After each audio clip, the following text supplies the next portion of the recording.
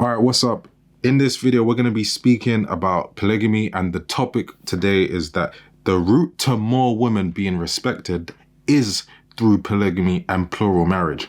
Now, this was inspired by content I was seeing online where it was like Islamic content. And let's say a man was doing something very respectful and they're promoting the respect that a Muslim brother has just in general, whatever it is, right? And they're flexing, when you're a Muslim woman, you have access to those type of brothers. And then what happened was I see these narratives and these comments put where it's kind of like trying to shame it.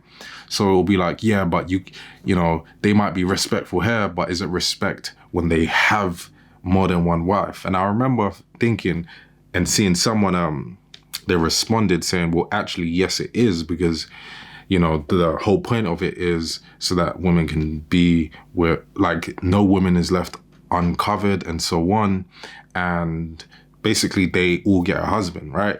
And people try to push that narrative that it's disrespectful. But I'm going to tell you, it's actually the flip side, where the route to being more respectful is through that. And the proof is the Western culture that we live in that doesn't support that. I'll tell you that. So polygamy ensures the respect of many women, because now they don't have to be with the type of man who doesn't respect them or be in states which are disrespectful. So let's unpack it.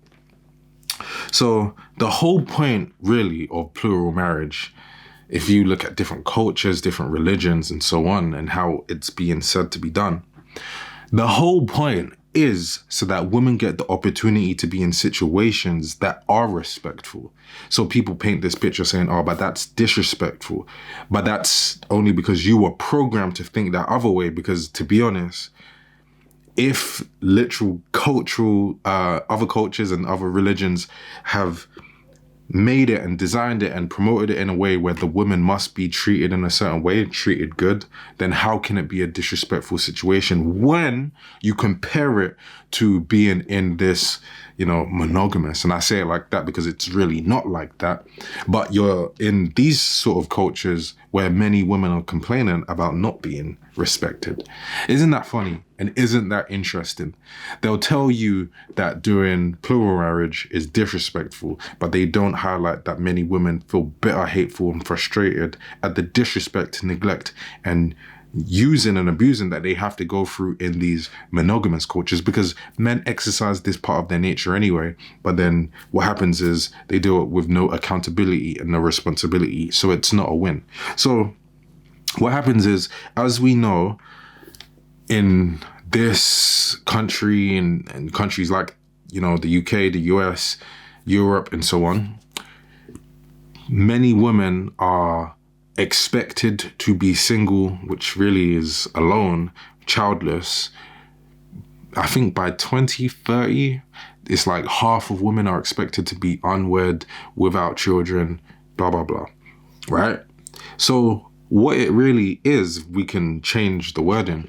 Many women are expected to be uncovered, without security and safety that a provider, protector, and the masculine provides. They aren't going to be with leadership, and they're going to be susceptible to being in situations that are not respectful. So we see, we have a baby mother culture. What is a baby mother, baby father, single parent culture? What is that? That's people, spreading their seed and all of this stuff, but doing it without respect, without making it a winning situation.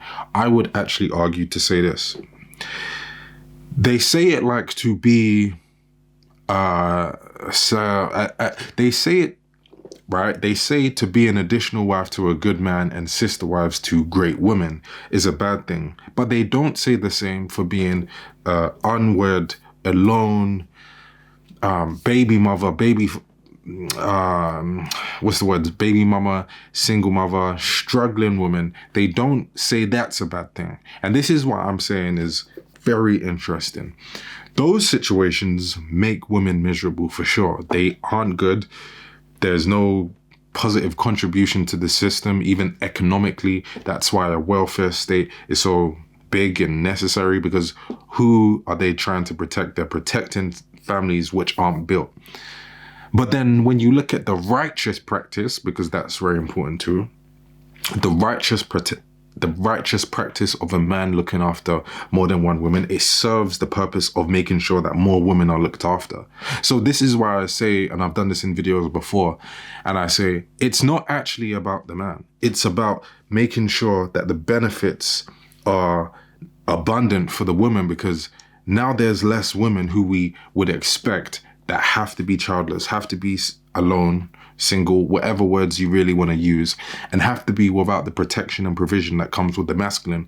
And when you don't have a man to do that, guess what? Now the state has to do that, which is why there's a welfare state, right? So the system is being the protector and provider because it shows the necessity of that being done for women. So plural marriage is actually the route to doing that, because it allows women to be in situations that are 100 times more respectful than what's prevalent today.